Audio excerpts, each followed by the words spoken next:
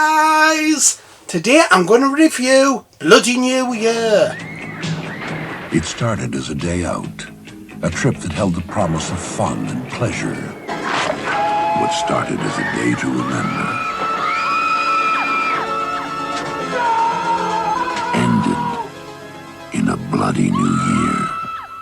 Bloody New Year came out in 1987 and is a British supernatural horror film. It's also known as Time Warp Terror and Horror Hotel. It was directed by Norman J. Warren, and this is his last horror film of 5 that he did. Screenplay was by Hayden Pearce. The electronic musical score for Bloody New Year was composed by Nick Magnus.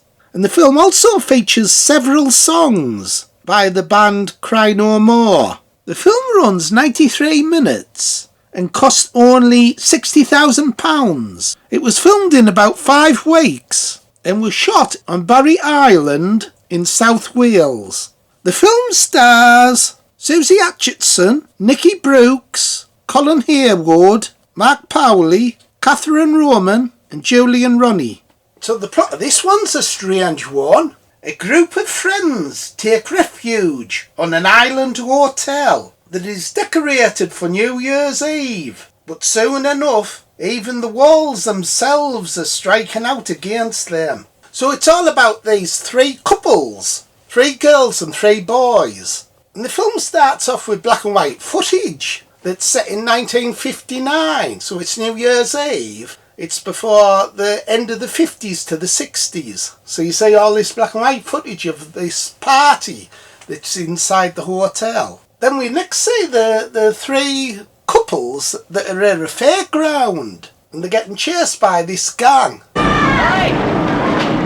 You won't get far without this!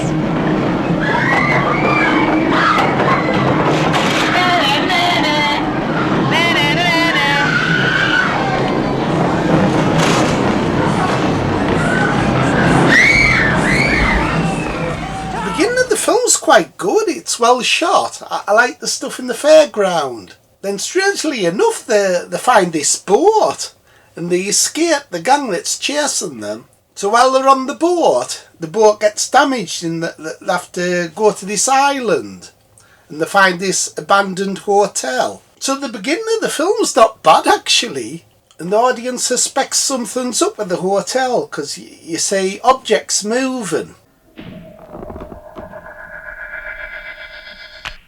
So the beginning of the film has a little bit of subtle horror that I love. And I do like supernatural horror. When they do subtle stuff right at the beginning of the film, it's quite good.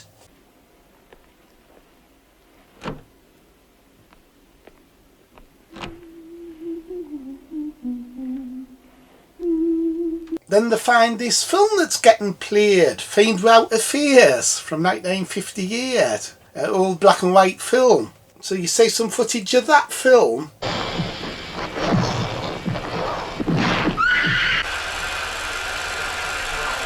We owe it to you, Major.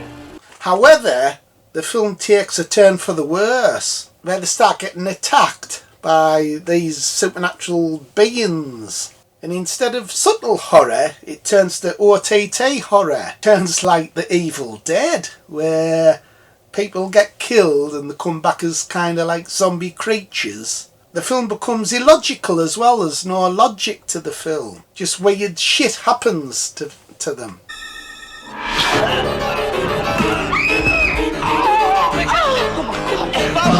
What's happening to him?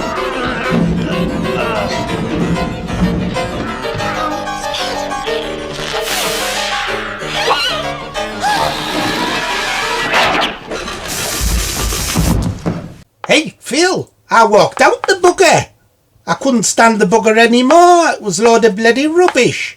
You're right there, Bones. I was tempted too. However, even the director, Norman J. Warren, he didn't like this film either. And that's from the director. The director, Norman J. Warren, was very negative about the film and he didn't think much of it. He described it as a very terrible experience for me. In fact, it turned out to be a bloody nightmare.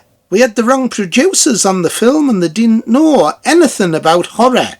So the film lacks in every department, and by the end of it my heart just wasn't in it. The producers only wanted to make the film cheaply and terribly quick. Warren also criticised the music in the film, stating that it just didn't work.